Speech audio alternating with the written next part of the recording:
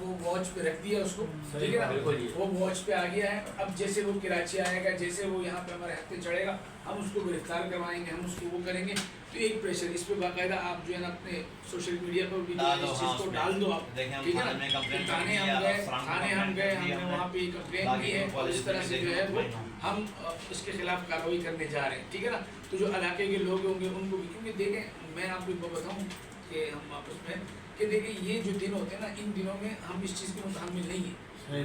اس کے لیے ہمیں اکساتے ہیں، ہاں اس کے لیے ہمارے پاس پورا سال پڑا ہوا ہے. دیکھیں ہم نے اپنے محلے کو، اپنے علاقوں کو سیکیور کرنا ہے، ٹھیک ہے نا. ہمارا محلہ، ہمارا علاقہ ہمارے گھر کی طرح ہے. میرے گھر کے اندر اگر ابھی مثال کے طور پہ جو کوئی ایسا وہ ہو جائے کہ میرے بچے بے چین ہو جائے، منگر سے باہر نکل لیں، بدسلوکی کی جو ہے نا کیفیت پیدا ہوتی ہے، میں چاہوں گا؟ کبھی بھی نہیں چاہوں گا، ٹھیک ہے نا. تو محلہ بھی یہی ہے.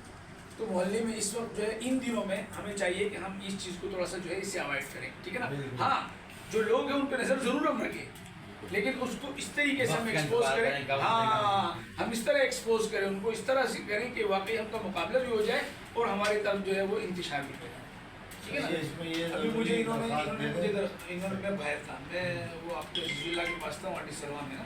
میں کہا وہ الیکشن چل رہا ہے، اس کیمپین میں چل رہا ہوں پورا دن. تو میں وہاں بیٹھا ہوا تھا، 4-5 روڈ ہیں ان کے پاس، ٹھیک ہے. تو ان کا فون آیا سلمان کا. اچھا میں سلمان کو سمجھا جو کل آیا تھا بچہ، اس کا نام بھی سلمان تھا جس کی موٹر سائیکل چوری ہوئی. تو میں نے کہا ہاں بیٹا سلمان بولو.